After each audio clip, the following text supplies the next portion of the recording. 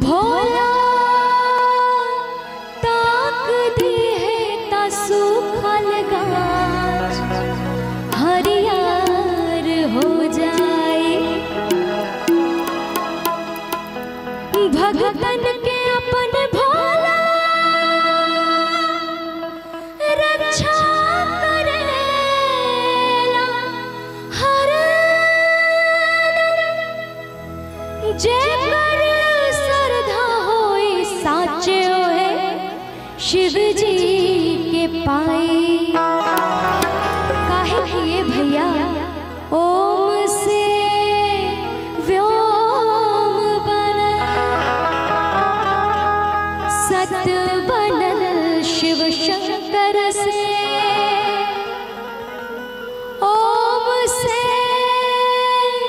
व्योम बनल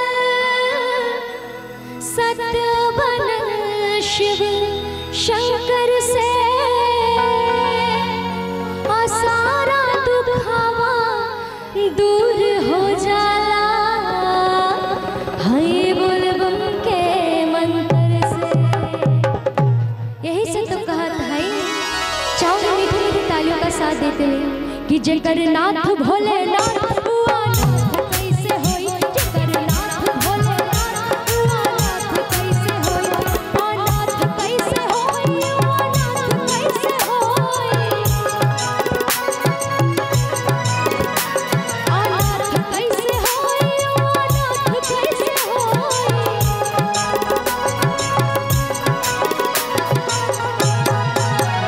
भोला चाहले है भोला चाहले है भोला चाहले है दिल का नाथ कैसे होई। भोला चाहले है दिल का नाथ कैसे होई। जेकर नाथ भोलेनाथ हुआ नाथ कैसे होई।